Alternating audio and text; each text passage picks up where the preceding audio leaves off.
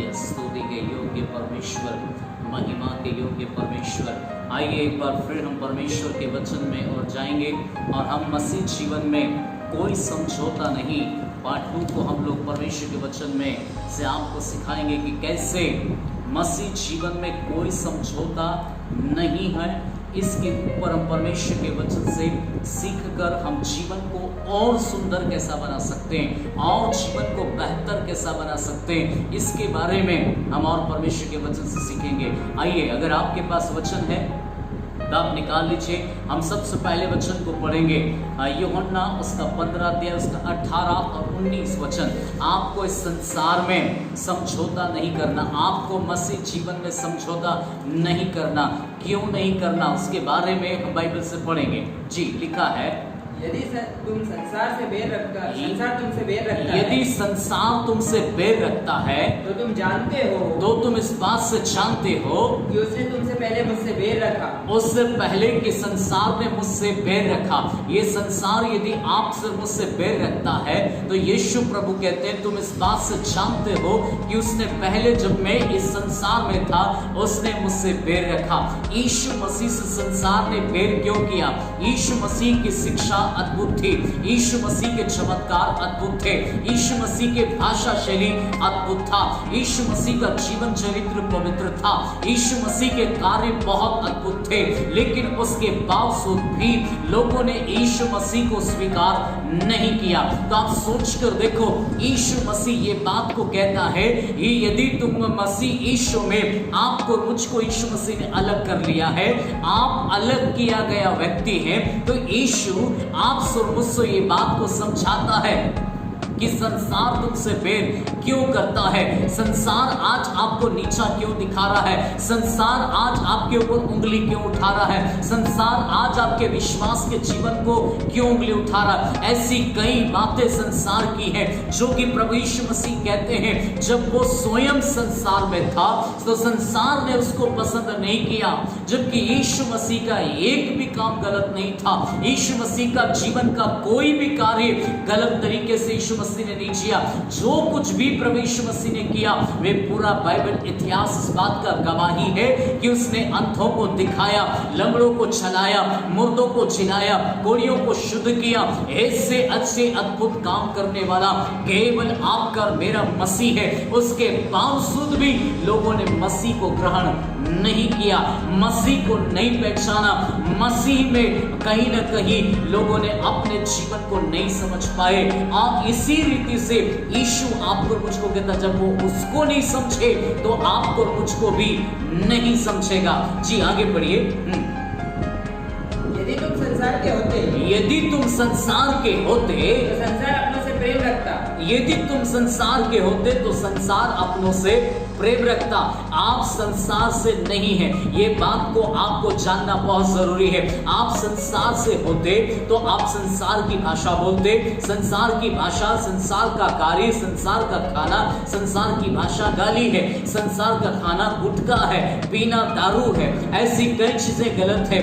यदि आप जीवन के अंदर आप मसीह यीशु में आप चुने हुए हैं, आप अलग किए गए हैं, तो अब आपकी चाल अलग हो गई है, भाषा अलग हो गई है, जीवन शैली अलग हो गई है, कार्य क्षेत्र अलग हो गया है। ऐसे में आपका जीवन जब भिन्न लोगों को दिखाई दे रहा है, आपका जीवन जब अलग दिखाई दे रहा, तो लोग समझ नहीं पा रहे। आज आखिर आपकी जिंदगी से हैरान है कि आखिर ये कैसे बदल गया, आखिर ये इसका जीवन अद्भुत कैसे हो गया, आखिर इसके जीवन में ऐसी अद्भुत बातें कैसे दिखाई दी। ये गाली नहीं बोलता है, ये झगड़ा नहीं करता है, ये पत्नी को मारपीट नहीं करता है, ये गलत काम नहीं करता है, ये कर्ज नहीं लेते हैं। ऐसी कई बातों में आपका जीवन बहुत अलग दिखने के कारण आपसे मुझसे कहीं न कहीं बेवजह कोई ना कोई बैर कर रहा है।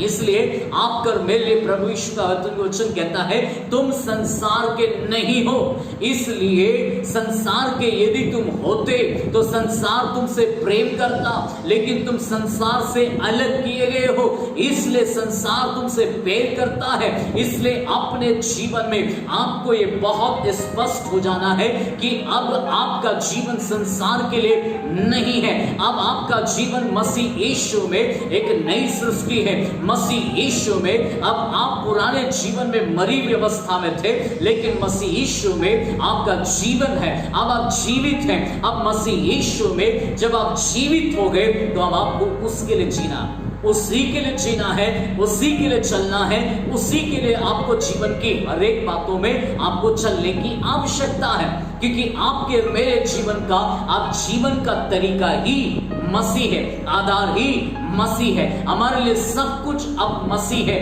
इसलिए आपको और मुझको इस बात से भयभीत होने की कोई जरूरत नहीं कि कौन मुझे आदर करता है, कौन मुझे तिरस्कार करता है, कौन मुझे साथ में लेकर चलता है, कौन मुझे बिठाएगा, कौन मुझे नहीं बिठाएगा। उसकी कोई परवाह किए बिना आपके मेरे जीवन में आपको और मुझको बढ़ने का जरूरत है, क्योंकि बाइबल बहुत स्पष्ट कर दिया है कि यीशु ने कहा वो स्वयं इस संसार में था, जब भले काम करने के बाद भी लोगों ने उसको पसंद नहीं किया, तो कहने का मतलब आपको भी पसंद नहीं करेगा। आपको भी यीशु मसीह ने चुन के संसार से अलग कर दिया। इसलिए इस बात से नहीं घबराना, समाज ने आपको अलग कर दिया, लोगों ने आपको अलग कर दिया, लोगों ने आपको छाड़ दिया, जाति से अलग कर दिया, ऐसी कई बातें आपके सामने आते समय आपको डरने का जरूरत नहीं, घबराने का जरूरत नहीं। यीशु प्रभु ने आपको इसी संसार में से चुन के आपको मुझको अलग कर दिया। मसीह यीशु ने आपके मेरी जिंदगी को पहले से अलग कर दिया, तो अब ये अलग करने से कोई मतलब नहीं। यीशु चाहा इसलिए कि आपका मेरा जीवन मसीह यीशु में पवित्रताई के साथ रहे। अब्राहम को जब परमेश्वर ने बुलाया इस संसार से, इस संसार की कई बातों से उसने अलग किया और उसे कहा कि इस देश, जाति, भाषा, लोगों को छोड़कर उस देश को चला जा जिसे मैं तुझे दिखाता हूं। उसको अलग करके उस जगह पर जाने के विषय में परमेश्वर ने अब्राहम से कहा और अब्राहम उस बात को सुनकर निकल पड़ा।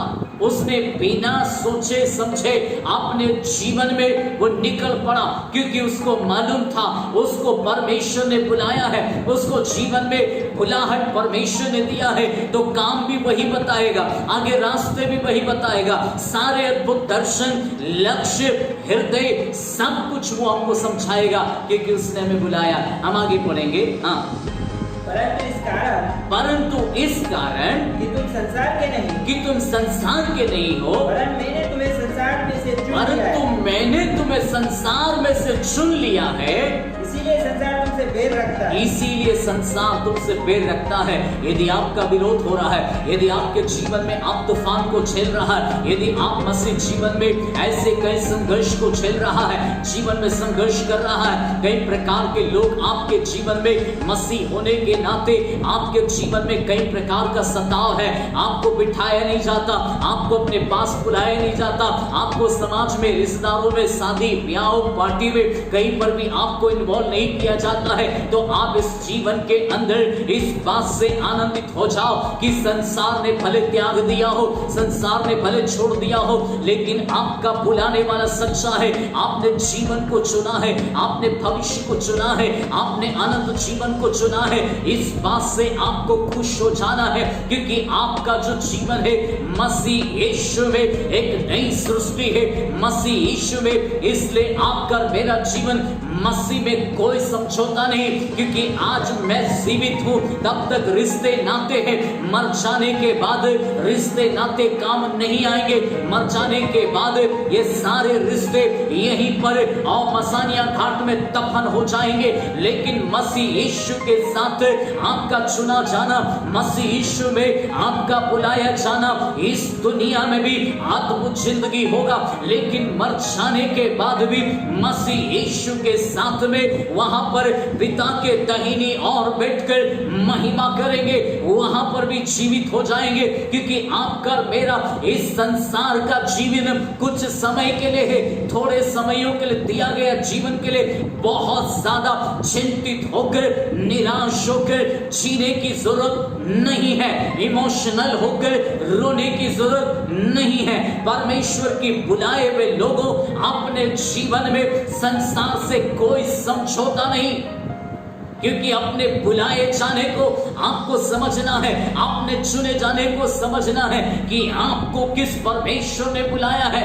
आपको बुलाने वाला सच्चा है, आपको बुलाने वाला सामर्थी है। अगर बुलाने वाला सामर्थी है तो आपकी जिंदगी को खड़ा भी वही करेगा, आपके जीवन को चलाएगा भी वही। इसलिए अपने जीवन में लोग क्या कहते हैं उसकी परवाह मत कीजिए, आगे बढ़िए। हाँ जी, जो बात मैंने तुमसे कही थी, जो बात मैंने तुमसे कही थी, दास अपने स्वामी से बड़ा नहीं होता। दास अपने स्वामी से बड़ा नहीं होता। एक वचन और पढ़ेंगे, यूहन्ना 3 उसका 13 और 19। हम ये एक वचन और पढ़ेंगे, यूहन्ना उसका 3रा अध्याय उसका 13 से लेके 19 तक। हाँ, पहला यूहन्ना। Thank you Jesus, hallelujah hallelujah, स्तुति। पहला यूहन्ना उसका 3रा अध्याय उसका 13 से लेके 19 पद तक हम पढ़ेंगे। हे भाइयों, हे भाइयों, यदि संसार तुमसे बैर करता है, हे भाइयों, यदि संसार तुमसे बैर रखता है तो अचंभा ना करना, तो तुम ऐसा आश्चर्यचकित मत हो जाना कि अब क्या हो गया, अब ये ऐसा क्यों हो गया। इसलिए आपको कहा जाता है बाइबल पढ़ना है, हर विश्वासी को बाइबल पढ़ना है, हर मसीह को बाइबल पढ़ना है, क्योंकि आपको परमेश्वर का वचन मालूम है तो आप आश्चर्यचकित नहीं होगा। संसार आपको गाली बोलेगा तो आश्चर्यचकित नहीं होगा, संसार आपको बदनाम करेगा तो आप आश्चर्यचकित नहीं होगा, आपके रिश्तेदार, आपके पड़ोसी आपके साथ में भेदभाव करेगा तो आपको आश्चर्यचकित नहीं होगा, आप सोचने के लिए विवश नहीं होगा, आप जीवन के अंदर टेंशन नहीं लेगा। लेकिन आज चिंतित वो लोग हैं, टेंशन में वो लोग हैं, जब आपने यीशु प्रभु को ग्रहण किया है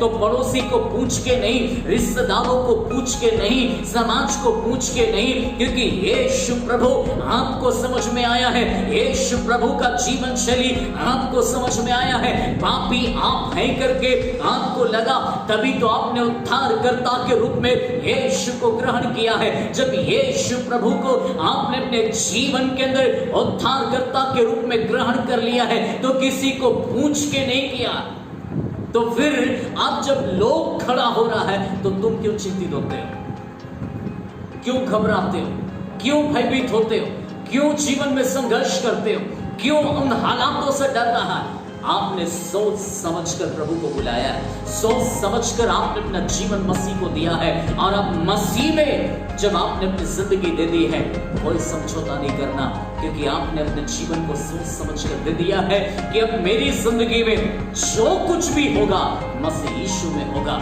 जी, उसी को हम आगे पढ़ेंगे। हाँ जी, हम जानते हैं कि हम मृत्यु से पार होकर, हम जानते हैं कि हमने मृत्यु से पार होकर हम जीवन में प्रवेश कर गया।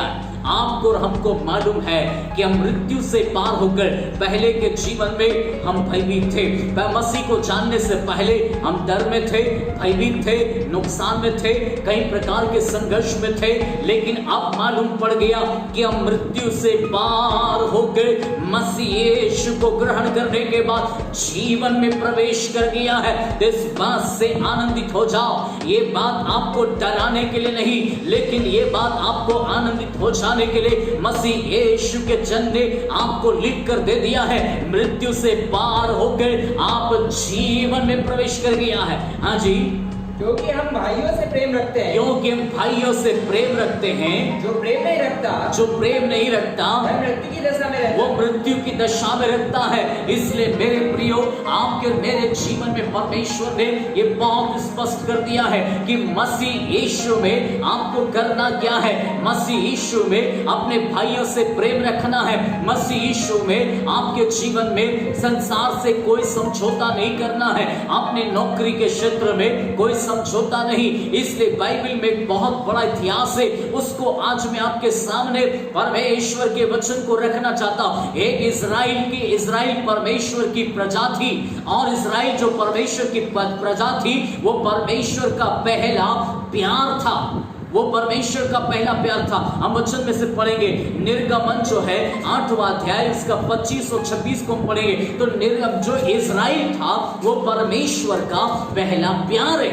और जब पहला प्यार है तो गुलामी में है, और गुलामी से परमेश्वर छुड़ाना चाहता है। तो देखिए, जब परमेश्वर की नजर, परमेश्वर का इंतजार करने वाले लोग, इजरायली लोगों के विषय में लिखा गया कि वे हर समय ये कहते थे, अब्राहम का परमेश्वर आएगा, इसहाक का परमेश्वर आएगा, याकूब का परमेश्वर आएगा, एक दिन हमें गुलामी से छुड़ाएगा। ये बातें उनको कहां से मालूम पड़ी? अब्राहम से मालूम पड़ी, और यूसुफ इसहाक से मालूम पड़ी, याकूब से मालूम पड़ी। ये सारी बातें वे जानते थे, और जानने के कारण उनको ये बात पता चल गई, एक दिन हम छुड़ाए जाएंगे, एक दिन हमारे संसार में इस गुलामी से हम आजाद हो जाएंगे, हमारे जीवन में हमको आराम मिलेगा। ये बात को जानते थे। उसके बाद जब उनके जीवन में एक समय आया, 40 साल के बाद उनकी जिंदगी में छुटकारे का जब समय आया, मूसा नामक व्यक्ति को परमेश्वर ने बुलाया।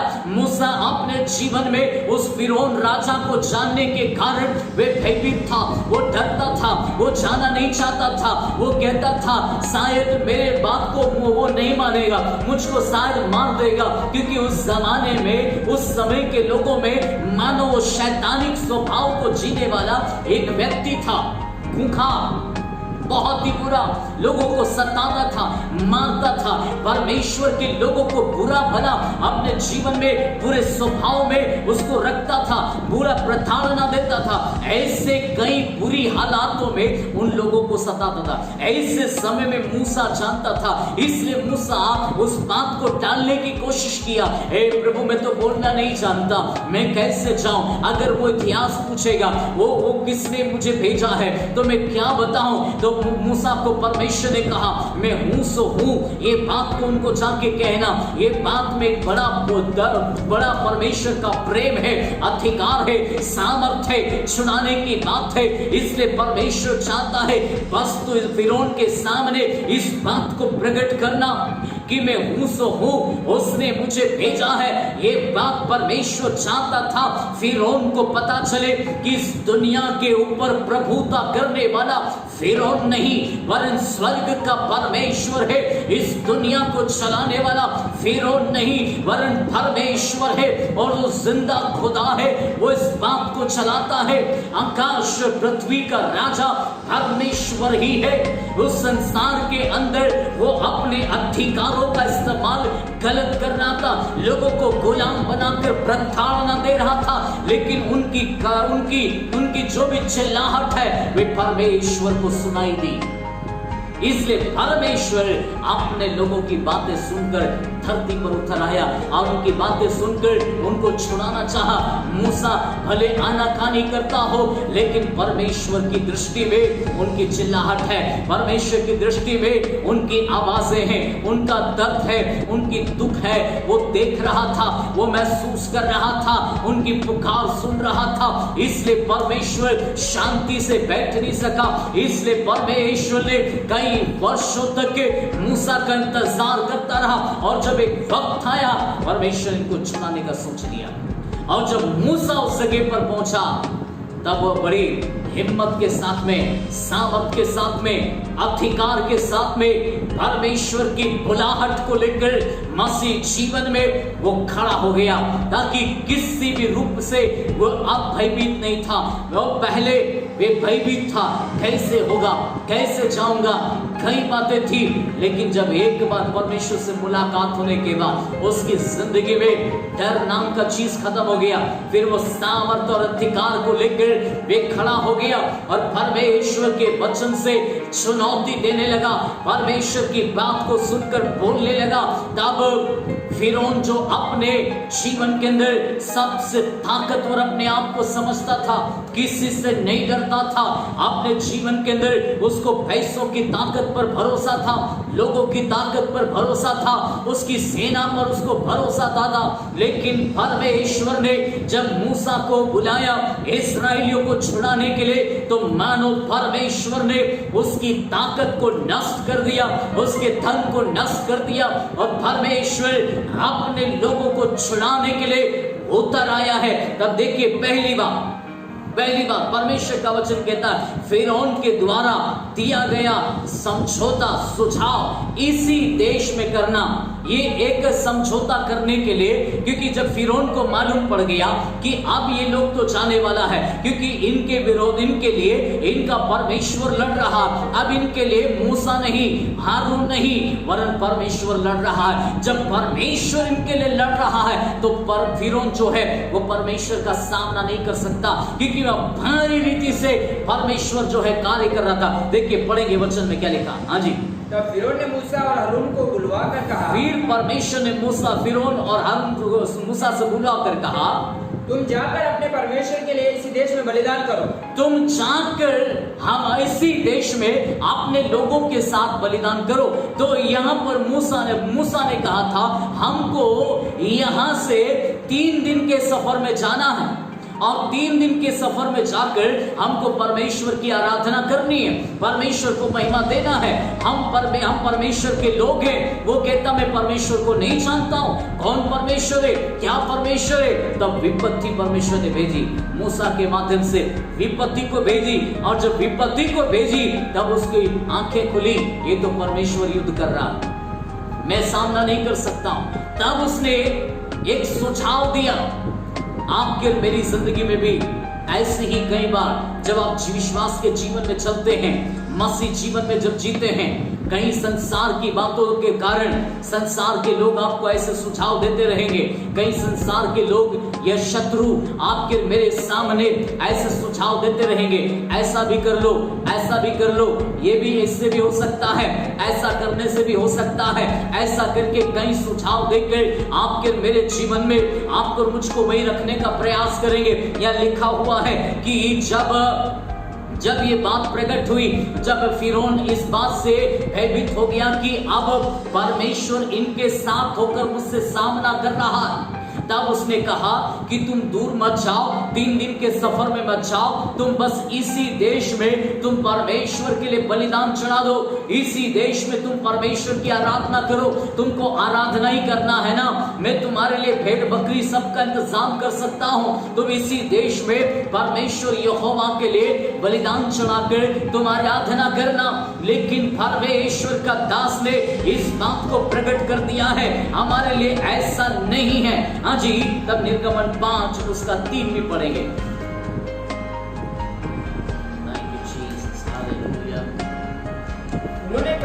उन्होंने कहा इब्रियों के परमेश्वर ने हमसे भेंट की है, इब्रियों के परमेश्वर ने हमसे भेंट की है, इसलिए हम जंगल में 3 दिन इसलिए हमको जंगल में 3 दिन के मार्ग में जाने दे कि अपने परमेश्वर यहोवा के लिए बलिदान करें। क्या हम अपने परमेश्वर यहोवा के लिए बलिदान करें? ऐसा ना हो कि वह हम में मारी फैलाए, हाँ, ऐसा ना हो कि तो हमारे विरोध में परमेश्वर मरी फैलाए या हमारे विरोध में तलवार को चलाए। हाँ, मिस्र के राजा ने उनसे कहा, मिस्र के राजा ने उससे कहा, हे मूसा, हे हारून, हाँ, तुम क्यों लोगों से काम छुड़वाना चाहते हो? क्यों लोगों से काम छुड़वाना चाहते हो? तुम जाकर अपना अपना बोझ उठाओ। तुम जाकर अपना अपना बोझ उठाओ। हारून और मूसा परमेश्वर के बुलाए हुए थे, परमेश्वर की दासों की बात सुनना लोगों की जिम्मेदारी था। आज कितने लोग परमेश्वर के दासों की बातें नहीं सुनने के कारण आज भी गुलामी में पड़ा हुआ है, आज भी संसार की बुरी दशा में पड़ा हुआ है, आज भी जीवन के अंदर वे रो रो कर मर मर के जी रहा है, क्योंकि परमेश्वर के बुलाए हुए दास जो है वे परमेश्वर की ओर से चुनौतीपूर्ण बातें रखते हैं, परमेश्वर की ओर से आपके जीवन में शांति की बातें बोलते हैं। यहाँ पर मूसा और हारून जो थे वे परमेश्वर के बुलाए हुए होने के कारण वे अपनी बातों को रखते थे, लेकिन फिरौन जो था वो शैतान की ओर से था। इसलिए जब लोगों ने इसी लोगों के सामने जब ये बातें कर रहा था, तब फिरौन कहता है कि तुम क्यों इनके सामने इनको काम छुड़ाकर, इनकी रोटी छुड़ाकर इनके सामने विपत्तियों को बढ़ा रहे, क्योंकि फिरौन जो है इनको जो अब तक काम कर रहे थे उसको दुगनी रीति से इनके ऊपर विपत्ति को डाल दिया। पहले तो चारा देते थे, अब चारा नहीं देंगे, चारा भी खुद करना है और ईंट भी खुद को बनाना है, और ज्यादा पीड़ा इनके सामने रख दिया। तब लोग भयभीत हो गए, ये तो हमारे ऊपर दुगना उसी समय में उतनी ही ईंटें बनाना है जितना वो फिरौन के सैनिक लोग देते थे, लेकिन अब ये दोनों काम इन्हीं को करना है। तब इनके अंदर एक भय आ गया, क्योंकि प्रताड़ना बढ़ गई, सताव बढ़ गया, दुख बढ़ गया। या तो ये लोग परमेश्वर के भक्तों की बात सुनकर उन परिस्थितियों में परमेश्वर पर भरोसा रखकर मसीह जीवन में जीवन से बढ़कर जीवन बना ले, उस गुलामी से बाहर आ जाए, या तो फिर अपनी जिंदगी में उसी हालात में, उसी कामों में, उसी जिंदगी में समझौता करके वहीं पर मर जाए। उनको जीवन में चुनाव लोगों को करना था। परमेश्वर के दासों ने आह्वान किया कि परमेश्वर ने हमें भेजा है, आपको मुझको खड़ा होने की जरूरत है। तब इन्होंने अपने जीवन में बात को प्रकट किया। एक वचन और पढ़ेंगे, निर्गमन 7:16, निर्गमन उसका 7 अध्याय उसका 16 वचन में हम पढ़ेंगे। और उससे इस प्रकार कहना, और उससे इस प्रकार से कहना, इब्रियों के परमेश्वर यहोवा ने, इब्रियों के परमेश्वर यहोवा ने मुझे ये कहने के लिए तेरे पास मुझे भेजा ये है कहने के लिए तेरे पास भेजा है कि मेरी प्रजा के लोगों को जाने कि दे, मेरी प्रजा के लोगों को जाने दे, जिससे वे जंगल में मेरी उपासना जिससे करें। वो जाकर जंगल में मेरी उपासना करे। हाँ, और अब तक तूने मेरा कहना नहीं माना, इसलिए अब तक तूने मेरा कहना नहीं माना।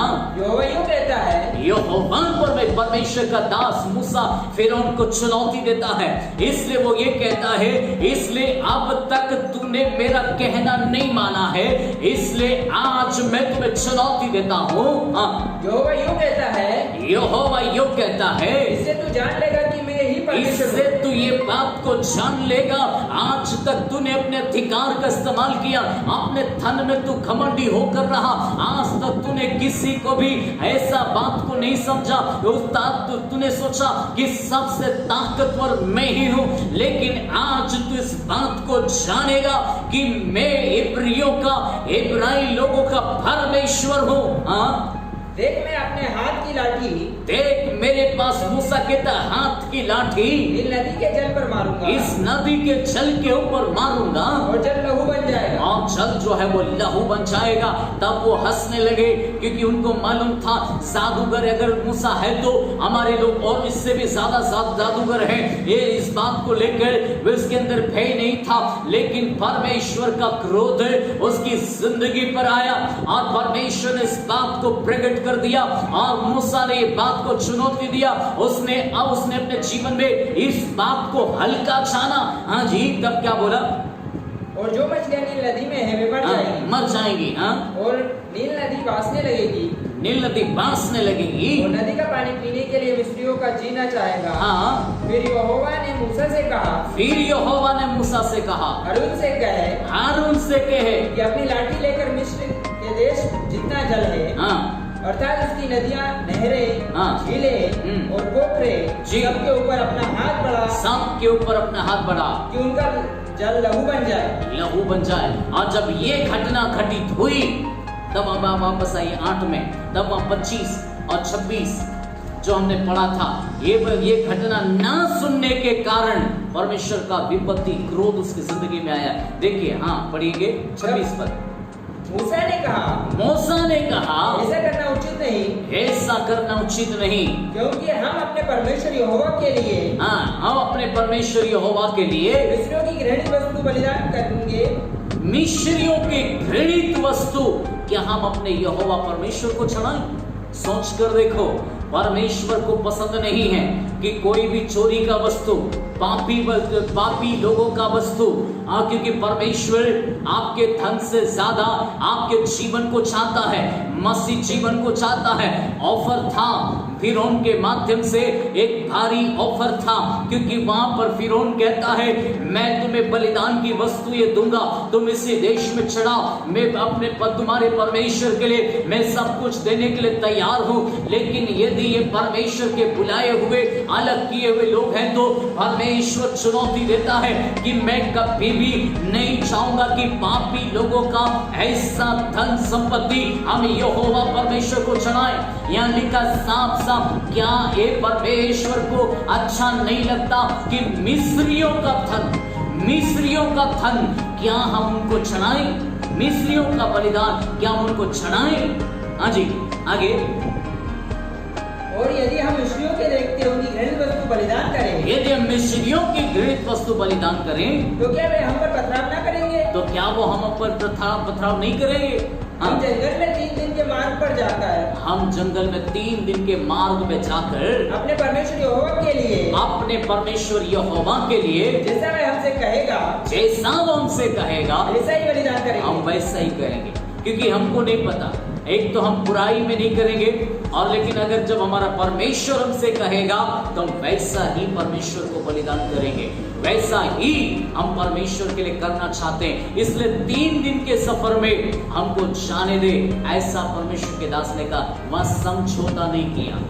परमेश्वर के लोगों ने, इजरायली प्रजा ने, मूसा ने, हारून ने समझौता नहीं किया।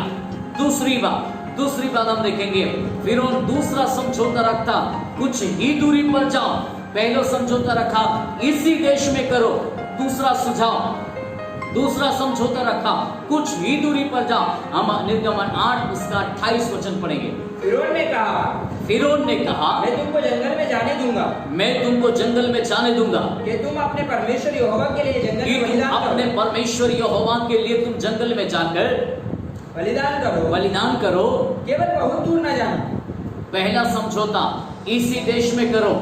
परमेश्वर के लोगों को यदि संसार के अंदर या तो गुलामी में रहकर, पाप में रहकर, उसी दशा में रहकर यीशु मसीह का आराधना करते हुए पाप में रहकर या तो उधर ही मर जाओ, या तो अलग होकर डंके की चोट पर मसीह जीवन को जयवंत जीवन बनाकर दुनिया के ऊपर प्रभावशाली जीवन जीकर राज्य करो, या तो तुम संसार के अंदर भयभीत होकर डर के मारे उसी हालात, उसी परिस्थिति में नष्ट हो जाओ।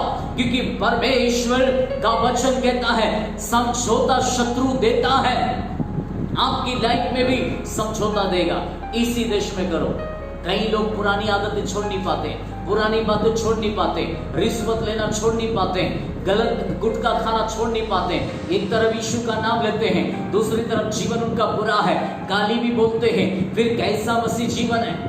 आखिर मेरे जीवन में यदि मसीह जीवन है तो उस जगह से बाहर निकलना है, उस परिस्थिति से बाहर निकलना, उस हालात से बाहर निकलना है। यहाँ पर लिखा है वे बाहर जाने की इच्छा रखते थे और बाहर जाकर ही वे परमेश्वर के लिए जीने की इच्छा रखते थे। और लिखा 3 दिन के सफर में जंगल में जाना चाहते थे, एकांत में अपने परमेश्वर के लिए बलिदान करना चाहते थे, अपने परमेश्वर के लिए जीना चाहते थे।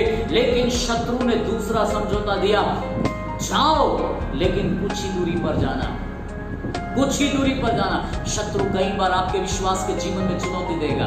बहुत ज्यादा धर्मी मत बन जाओ, बहुत ज्यादा बाइबल मत पढ़ो, बहुत ज्यादा प्रार्थना मत करो, बहुत ज्यादा ऐसा मत करो, संगति मत करो, बस थोड़ा प्रार्थना कर लो काफी है।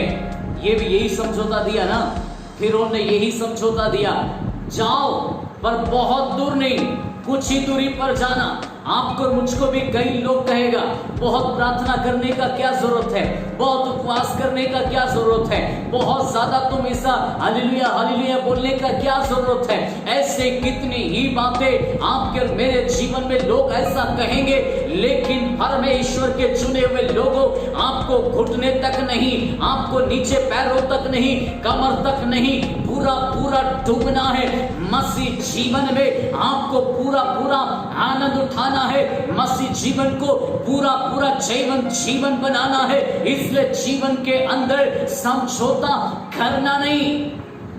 शत्रु कहेगा कुछ ही दूरी पर जाओ, लेकिन परमेश्वर कहता है नहीं।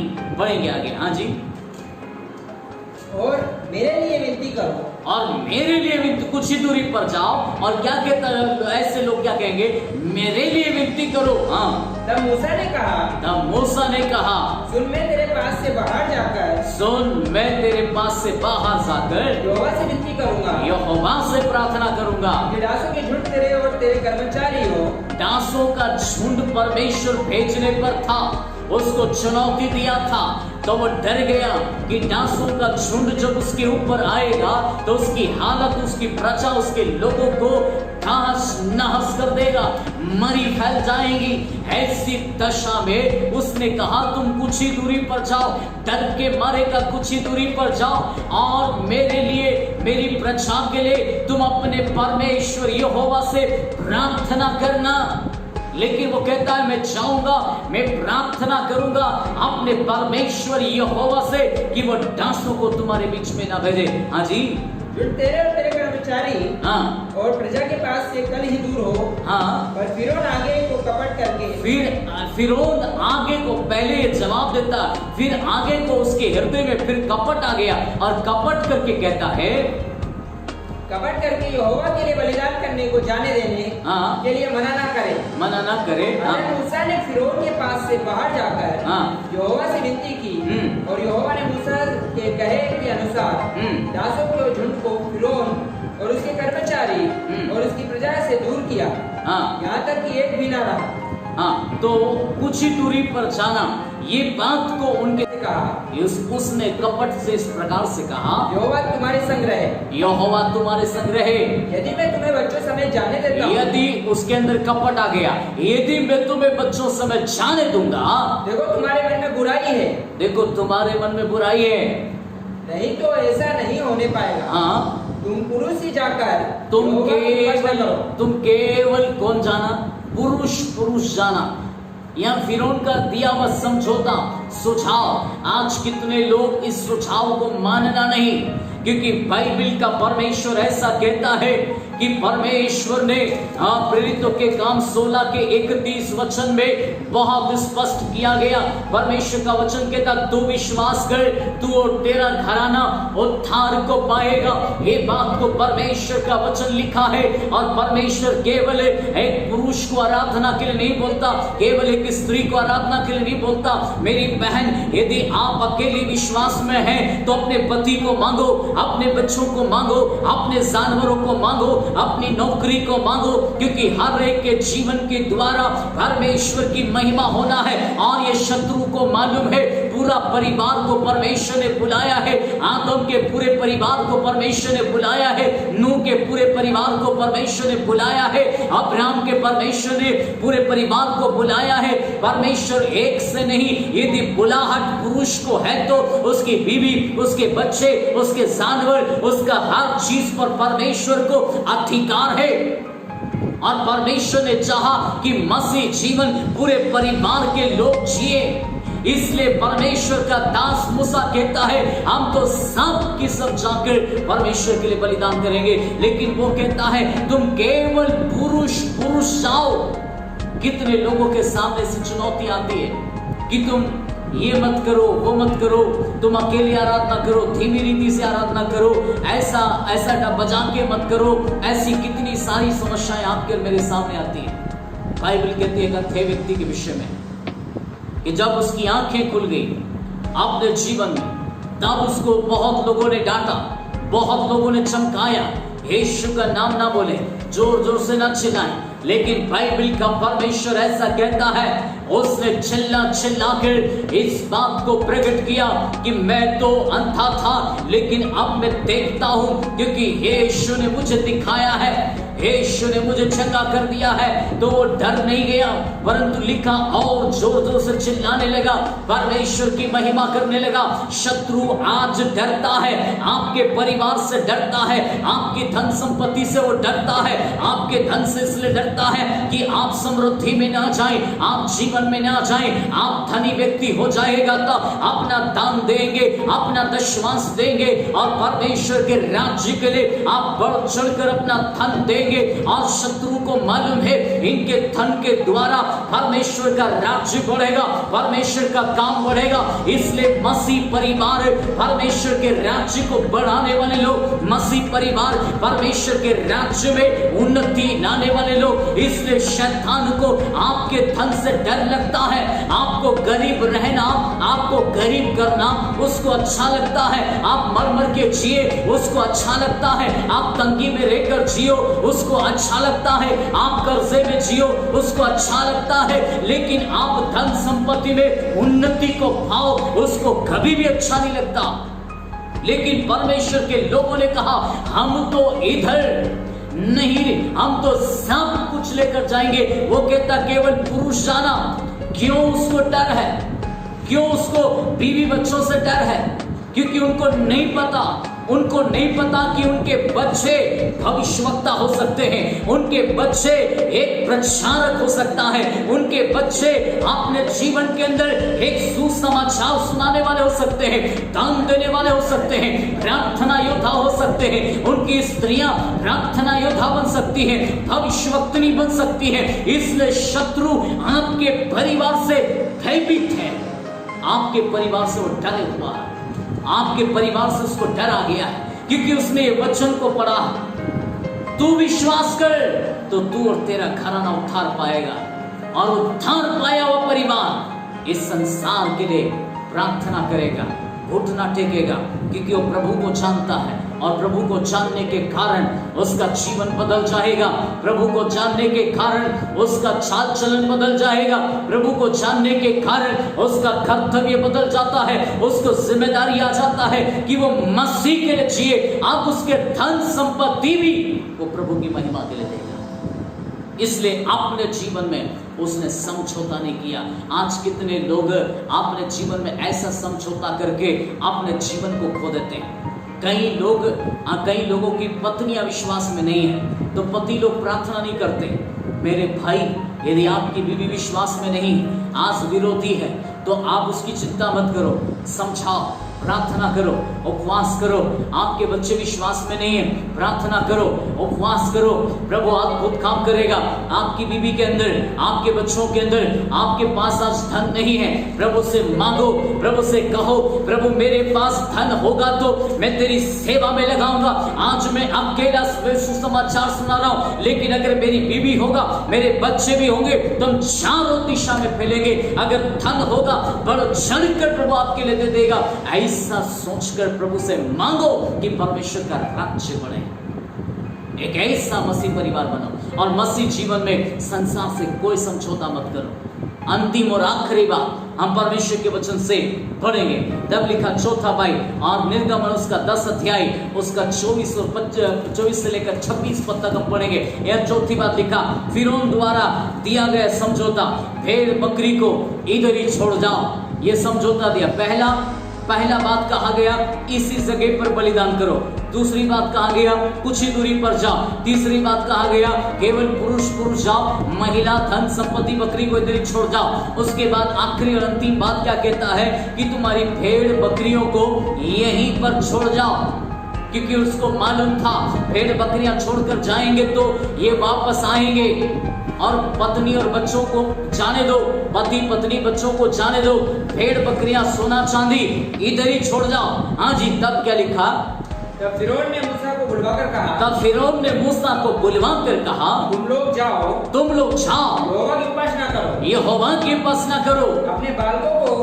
अपने बालकों को भी ले जाओ, सब ले जाओ। केवल अपनी भेड़ बकरी को, गाय भेड़ को छोड़ जाओ, गाय बेल भेड़ बकरी को इधर ही छोड़ जाओ। हाँ जी। मूसा ने कहा तुझको हमारे हाथ में मेल बलि और कुछ तो हमारे हाथ में मेल बलि, हाँ, और होम बलि के पशु भी, होम बलि के लिए भेड़ बकरी भी देने पड़ेंगे, जिन्हें हम अपने परमेश्वर यहोवा के लिए चढ़ाएंगे। कुछ लोग अपने जीवन में, मसीह जीवन में विश्वास में आने के बाद अपने पुरखाओं की धन संपत्ति को छोड़ देता है। कुछ लोग विरोध के कारण, कुछ लोग किसी और बात के कारण अपने जीवन में उस धन संपत्ति को छोड़ देता। लेकिन मैं आज आपको कहना चाहता हूं, छोड़ना नहीं, क्योंकि आपको पता नहीं मसीह जीवन कंगाल का जीवन नहीं है, मसीह जीवन आशीष का जीवन है। धन संपत्ति, पुरखाओं का धन संपत्ति तो यहोवा की आशीष से मिलता है। इसलिए यदि आपको परमेश्वर ने बुलाया है तो वहां से देने का कार्य भी परमेश्वर करेगा। जब तक मिल नहीं जाता, रुको, ठहरे रहो, सिद्ध करो, प्रार्थना करो, उपवास करो, हटना नहीं, क्योंकि परमेश्वर ने आपको बुलाया है। इसलिए वहां से आपकी धन संपत्ति लेकर बाहर निकलना है, क्योंकि आपको मूसा कहता है हमको नहीं पता इसी धन संपत्ति में से परमेश्वर को देना है क्या। आप मसीह जीवन में कंगाल होकर मसीह के पास यदि आएगा तो प्रभु के लिए क्या देंगे? फिर केवल रो सकता है, गा सकता है, ऐसी बातें कर सकता है, मेरे पास कुछ नहीं है, ऐसा कह सकता है। लेकिन मेरे प्रियो, आपको परमेश्वर का वचन कहता है, मूसा, इस्राएली लोग अड़ गए, हम तो कुछ भी इस जगह पर छोड़ेगा नहीं, हम तो कुछ भी नहीं छोड़ेंगे। हमको नहीं पता आप मसीह जीवन में, विश्वास के जीवन में, आपको जब आया प्रभु यीशु के पास, क्या आपको पता था दान भी डालना है? क्या आपको पता है दशमांश भी देना है? आपको नहीं पता था। आप मसीह में आने के बाद, विश्वास में आने के बाद, बाइबल पढ़ी, आपने प्रभु के दासों से सुना, सीखा, तब जाकर आपको मालूम पड़ा दान भी देना है, दशमांश भी देना है, प्रभु के दासों को भी संभालना है। ये विश्वासियों का जिम्मेदारी है, मसीह परिवारों का जिम्मेदारी है, मसीह जीवन में ये जिम्मेदारी को निभाना है। लेकिन यदि आपके जीवन में आप स्वयं कंगाल है तो आप कैसे मदद करेगा? स्वयं कंगाल है तो आप कैसे परमेश्वर को देना सीखेगा? आप सोचकर देखो। लेकिन यहाँ परमेश्वर के दास ने बहुत स्पष्टता से सिद्ध करके रहे और बोलना शुरू किया। हाँ जी, पढ़िए। इसलिए हमारे पशु भी हमारे संग जाएंगे, हमारे पशु, भेड़, बकरी, मुर्गी, सब कुछ हमारे साथ जाएगा। उनका एक खुर यहाँ तक ना रह जाए, यहाँ तक कि उनका एक खुर तक हम मिस्र के अंदर नहीं छोड़ेगा। हाँ, क्योंकि उन्हीं में से हमको अपने परमेश्वर यहोवा की उपासना का, उन्हीं में से हमको अपने परमेश्वर यहोवा के लिए बलिदान करना होगा, उन्हीं में से। इसलिए एक खूर भी नहीं छोड़ना। मूसा ने कहा, इजरायली लोगों ने कहा, हम तो एक खूर भी नहीं छोड़ेंगे, बैल का, बकरी का, मुर्गी का, किसी भी का हम एक खूर तक नहीं छोड़ेंगे, हम सब कुछ लेकर जाएंगे, क्योंकि हम परमेश्वर यहोवा का आराधना करना है, परमेश्वर यहोवा की महिमा करना है। इसलिए कोई भी धन संपत्ति में से एक भी चीज हम यहाँ पर गिरवे रखकर छोड़कर नहीं जाएंगे, हम सब कुछ लेकर जाएंगे, क्योंकि हमें परमेश्वर यहोवा की आराधना करना है। और इन्हीं में से प्रभु के लिए भी देना पड़ेगा, इन्हीं में से प्रभु के लिए भी देना पड़ेगा। हम अपने लिए भी करना है, अपने लिए भी किसी धन संपत्ति में से जीना है, जीविका बनाना है, बीवी बच्चों के लिए भी बनाना है, प्रभु के राज्य के लिए भी इन्हीं में से देना है। इसलिए इसी जीवन में हम किसी भी रीति से समझौता नहीं करना। फिर उन्होंने कई समझौता दिया, लेकिन एक विश्वास में प्रभु के बुलाए हुए लोग समझौता नहीं किया, वरन सब कुछ लेकर परमेश्वर की महिमा के लिए आगे बढ़ गए और परमेश्वर की महिमा के लिए गए। और जब निकल पड़े, चुनौती थी, शत्रु ऐसे छोड़ता नहीं, इतनी आसानी से चुने हुए लोगों को छोड़ेगा नहीं, क्योंकि इतने सालों तक उसने आपके द्वारा उसने सब कुछ करने का कोशिश किया। फिरौन का सारी चीजें इजराइलियों के द्वारा होती थी, लेकिन इजराइलियों ने काम बंद कर दिया। फिरौन की सारी चीजें डल होने लगी, उसके जीवन में वो कंगाल हो जाएगा, उसकी सारी ताकत टूट जाएगी, उसका सब कुछ खत्म हो जाएगा। उसको डर आ गया, हमारी गुलामी में अब कौन रहेगा, कौन ईंटें बनाएगा, कौन हमारे लिए काम करेगा। इसलिए वो विरोध में खड़ा हो गया, क्योंकि ये तो शत्रु भी ऐसे ही करता है। जब आप पुरानी आदतों को छोड़ोगे, दारू पीना, गुटखा खाना, जीवन गलत जीना और झगड़े करना, गंदी बातें करना, मसीह जीवन का जीना शुरू करोगे, सारी बुराइयों को छोड़ोगे, शत्रु इतनी आसानी से आपके जीवन को छोड़ेगा नहीं, वरन कहीं ना कहीं आपके जीवन में वापस से उलझाने का प्रयास करेगा। लेकिन आपको याद रखना है, आप प्रभु का बुलाया हुआ व्यक्ति है, इसलिए आपको हर समय, हर परिस्थिति में परमेश्वर की ओर देखना है और परमेश्वर की ओर से देखकर ही आगे बढ़ना। शत्रु कई तूफानों को लाएगा, समुद्र जैसी बाढ़ भी आपके सामने लाएगा, आग के जैसी भी बाधाओं को डालेगा, ऐसी कई तूफानों को आपके सामने लेकर आएगा। जब आप परमेश्वर के लिए करने की कोशिश करोगे, प्रभु के लिए जीने की कोशिश करोगे, एक मसीह परिवार बनकर समझौता जब संसार से नहीं करके एक मसीह जीवन जीने की कोशिश करोगे, शत्रु चुनौती लाएगा, पर डरना नहीं। आप मसीह यीशु की ओर देखना है, आगे बढ़ना है, जाना है। आपके अंदर एक लक्ष्य होना है, मैं मसीह यीशु को प्रसन्न करूंगा, मैं उसके लिए जीऊंगा, मैं उसके लिए चलूंगा। मैं अकेला नहीं, मेरी बीवी, मेरे बच्चे, मेरे जानवर, सब के सब मिलकर खुदा को महिमा देंगे। हमारा जिंदगी का एक ही लक्ष्य है, हम प्रभु को महिमा देंगे। यही आपके जीवन का लक्ष्य बनना है। इस्राएलियों के सामने तूफान था, समुद्र था, रुके नहीं, बढ़ते गए तो कनान देश में जाने के लिए निकले थे। परमेश्वर की ओर जब तक वो देखते रहे तब तक बढ़ते गए। प्रभु की ताकत को देखा, सामर्थ को देखा, अद्भुत कार्यों को देखा, लेकिन जब वो संसार की ओर देखने लगे तब तक उनको पीठ परमेश्वर ने दिखाया और वो हारते गए, मरते गए, नाश होते गए और अपनी जिंदगी में तबाह होते चले गए। लेकिन यदि जब तक उन्होंने प्रभु की ओर देखा तब तक उन्होंने अपनी जिंदगी में प्रभु के भारी हाथ को देखा, सामर्थ को देखा। इज़राइल का इतिहास तो चला गया, केवल आज एक इतिहास है, लेकिन आज चुनौती आपकी और मेरी है। आज चुनौती आपकी और मेरी है। आज का जीवन आप और मैं जी रहे हैं। ऐसी भयंकर महामारी में, ऐसे तूफानों में, ऐसी भयंकर समस्याओं में, ऐसे विरोध की घड़ी में, ऐसे समय में विश्वास में मसीह जीवन को संभालना एक चुनौती बन गया है। ऐसे समय में आपको संभालना अपनी जिंदगी को बहुत जरूरी है। मेरे भाई और मेरी बहन, प्रभु की ओर आश्रित हो जाओ, प्रभु की ओर देखो, प्रभु के साथ बने रहो, विश्वास में बने रहो। प्रभु आपको आशीष दे, आपकी जिंदगी को बढ़ाए, आपके परिवार को ब्लेस करे, आपकी जिंदगी को चलाएगा। केवल और केवल उसकी ओर देखना। प्रभु आपको आशीष दे।